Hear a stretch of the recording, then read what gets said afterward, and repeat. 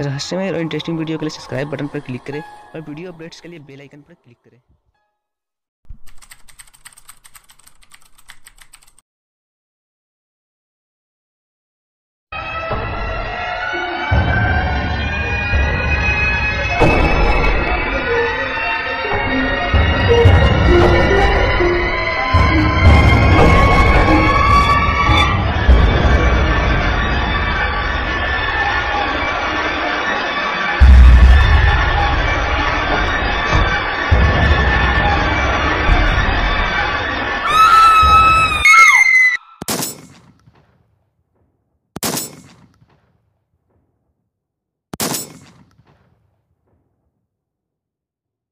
आप में से कई लोगों ने द कंजरिंग मूवी देखी होगी। इसी कंजरिंग मूवी में एक एनाबेला डॉल का कुछ मिनटों के लिए जिक्र किया जाता है, जो कि वारेंस ऑकलैंड म्यूजियम में कैद रहती है, जिसके बारे में ज्यादा कुछ बताया भी नहीं जाता। लेकिन यह डॉल यूं ही वारेंस ऑकलैंड म्यूजियम में कैद नहीं है। इसके पीछे एक ऐसी दिल दहला देने वाली कहानी छिपी है, जिसे जानकर शायद अब भी भूतों और शैतानों में विश्वास करना शुरू कर दें। इस म्यूजियम में कैद होने से पहले इस डॉल ने कुछ लोगों को इतना भयभीत कर रखा था कि वह दिन में भी अपने घर में घूमने से डरते थे। एक ऐसी डॉल जो न जाने कितनी मौतों की जिम्मेदार है। एक ऐसी डॉल जिसके अंदर वास करती है एक शैतानी आत्मा, एनाबेल द हॉन्टेड डॉल। इस कहानी के बाद डोना एंगिलू। ये कहानी है 3 फ्रेंड्स की, जिन्हें एक हॉन्टेड डॉल इतना आतंकित कर देती है कि उससे मुक्ति पाने का उन्हें कोई तरीका नजर नहीं आता। उसके बाद किसी के कहने पर वे पेशेवर paranormal investigator Ed and Lorraine की मदद लेते हैं। ये डॉल आज भी वारेन के ऑकलैंड म्यूजियम में शीशे की एक शोकेस में कैद है। शोकेस के ऊपर इसे ना खोलने की चेतावनी भी लिखी गई हुई है। एक डॉल लॉरेन के अनुसार इस डॉल की शैतानी ताकतें आज भी जिंदा है, और यदि इसे अभिमंत्रित बॉक्स से निकाला गया तो ये फिर से सक्रिय हो जाएगी। उनके अनुसार इस डॉल को बॉक्स में बंद करने के बाद भी यह एक इंसान की मौत के लिए जिम्मेदार है। इस कहानी की शुरुआत होती है 1970 में, जब एक माँ रेगडी एंड स्टोर से एंटीक सी दिखने वाली गुड़िया लेकर आती है। वह यह गुड़िया अपनी बेटी डोना को उसके बर्थडे पर गिफ्ट करती है। डोना उस वक्त नर्सिंग की पढ़ाई कर रही थी तथा एक अपार्टमेंट में अपनी दोस्त एंगी के साथ रहती थी। डोना अपनी माँ द्वारा दी गई डॉल को अपनी बेड पर एक कोने में सजा देती थी। शुरू के कुछ दिनों तक सब कुछ सामान्य रहता है, लेकिन कुछ ही दिनों में डोना और उसकी फ्रेंड उस डॉल के बारे में अजीब सा डरावना सा महसूस करने लगते हैं। वो नोटिस करते हैं कि गुड़िया अपने आप यहाँ से वहाँ मूव करती है। शुरू में तो यह मूवमेंट बहुत मामूली होते हैं, जैसे कि डॉल की अपनी ही जगह पे घूम जाना, और जैसे जैसे दिन बीतने लगे ये मूवमेंट भी बढ़ते गए। अब उस डॉल की हरकतें दिन पर दिन बढ़ती चली जा रही थी। अब हालात ये हो गए थे कि वे अब कॉलेज से लौटकर घर आती थी और डॉल कभी उनके दूसरे कमरे में, कभी सोफे पे तो कभी कुर्सी पे मिलती थी।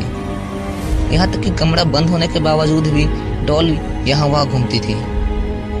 डॉल के लाने के 1 महीने बाद ही हालात और भी पेचीदा हो जाते हैं। उन्हें कमरे में कागज पर लिखे संदेश मिलने लगते हैं। कागज पर मिस मी लिखा होता था और उस पर किसी छोटे बच्चे की हैंडराइटिंग होती थी। उस मैसेज के बारे में हैरान कर देने वाली बात यह थी कि ये मैसेज चमड़े के कागज पर लिखे होते थे, जो कि उस घर में थे ही नहीं। तो सोचने वाली बात यह है कि आखिर उस घर में चमड़े की कागज आई कहां से। एक रात जब वे सब घर आते हैं तो उन्हें डॉल की पीठ पर और सीने पर खून की बूंदें नजर आती है। यह देखकर वे सभी डर जाते हैं। उन्हें लगता है कि इस डॉल में किसी की आत्मा है, और वह अगले ही दिन आत्माओं से बात करने वाले एक इंसान को उनकी मदद के लिए बुलाते हैं। वो व्यक्ति उस गुड़िया की आत्मा से बात करके पता लगाते हैं कि उसमें एक बच्ची एनाबेल की आत्मा है, जो कि अपने बचपन में उसी जगह खेला करती थी जहां आज वो अपार्टमेंट बना हुआ है, और 7 साल की उम्र में उस लड़की की वही मौत हो गई थी। वो कहती है कि उसे डोना का साथ अच्छा लगता है और वह उसके साथ रहना चाहती है। डोना भी उसे वहां रहने की इजाजत दे देती है, पर कुछ दिनों बाद ही डोना को महसूस होता है कि उसने उस आदमी की बातों पर विश्वास करके कितनी बड़ी गलती कर दी, क्योंकि उस डॉल में किसी बच्ची की आत्मा थी ही नहीं। उस घर में उन दोनों के साथ लू भी रहता था, जो कि उस गुड़िया को शुरू से ही पसंद नहीं करता था। उसने डोना को कई बार कहा था कि इस डॉल में कोई बुरी आत्मा है, तुम इसे कहीं फेंक दो, पर डोना उसकी बात पर ध्यान नहीं देती थी।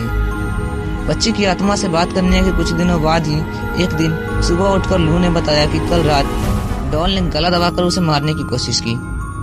डोना उसकी बात को नजरअंदाज कर देती है। डोना को लगता है कि लू ने जरूर कोई सपना देखा होगा, लेकिन उसी दिन दोपहर को एक ऐसी घटना घटती है जिससे सबके होश उड़ जाते हैं। होता यूं है, दोपहर को लू और एंगी बैठकर बातें कर रहे होते हैं, तभी उन्हें डोना के कमरे से भयंकर चीखें सुनाई देती है, जबकि उस समय डोना तो घर पे थी ही नहीं। वे दोनों डरते डरते डोना के कमरे में पहुंचते हैं। जब वह कमरे में पहुंचते हैं तो डॉल के अलावा कोई नजर नहीं आता। डॉल लू को देखते ही उस पर हमला कर देती है। वो उसकी शर्ट फाड़ देती है और उसके शरीर पर जगह जगह घाव बना देती है। इस मामले से घबराया लू सदमे में चला जाता है। लू पर हुए हमले के निशान देखकर डोना को भी विश्वास हो जाता है कि उस डॉल में किसी शैतान की आत्मा है।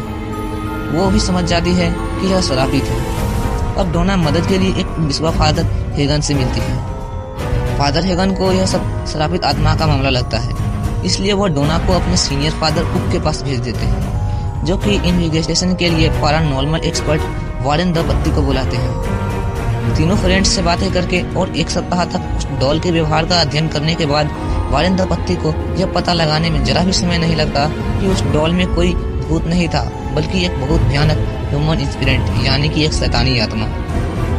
उन्होंने यह भी बताया कि यह शैतान बस उस डॉल से जुड़ा हुआ है। वो बस उस डॉल के जरिए हमें हराना चाहता है। शैतान कभी डॉल और निजी वस्तु में प्रवेश नहीं करता। ये हमेशा किसी जिंदा इंसान के तलाश में रहते हैं, और इस बार उस शैतान के निशाने पर डोना थी। उस घर को शरापित आत्मा से मुक्त करने के लिए वारन और फादर को वहां एक अभिमंत्रित क्रिया करवाते हैं तथा उस शरापित गुड़िया को अपने साथ ले जाते हैं। लेकिन तभी उन्हें महसूस होता है कि इस डॉल की शैतानी ताकत बहुत ज्यादा है, क्योंकि वह जब उस डॉल को अपनी गाड़ी में रखकर रवाना होते हैं तो उस गाड़ी की पावर ब्रेक स्टीयरिंग मोड पर काम करना बंद कर देते हैं, जिससे कि गाड़ी उधर उधर जाकर टकरा जाती है। वह समझ जाते हैं कि यह सब इस डॉल की शैतानी ताकत के कारण हो रहा है। वो अपनी गाड़ी को रोकते हैं और उस गुड़िया पर अभिमंत्रित जल छिड़कते हैं। उसके बाद वह गुड़िया शांत हो जाती है और फिर वारेन सकुशल घर पहुंचते हैं। वो उस डॉल को अपनी ऑफिस में रख देते हैं। 1-2 दिन बाद ही डॉल की पुरानी हरकतें शुरू हो जाती है।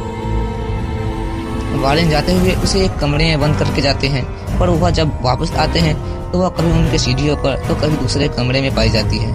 इसी बीच एक और घटना घटती है। एक बार फादर जेसन वारेन से मिलने उनके ऑफिस आते हैं, तो वो उस डॉल को उठाकर कहते हैं कि ये सिर्फ एक डॉल है, ये किसी को नुकसान नहीं पहुंचा सकती। लेकिन जब फादर वहां से लौटते हैं तो रास्ते में उनका मेजर एक्सीडेंट हो जाता है और वह घायल हो जाते हैं। इस घटना के बाद वारेन भी यह समझ जाते हैं कि डॉल को खुले में रखना कितना भयानक साबित हो सकता है, इसलिए वह एक अभिमंत्रित बॉक्स बनाकर डॉल को उसमें रख देते हैं।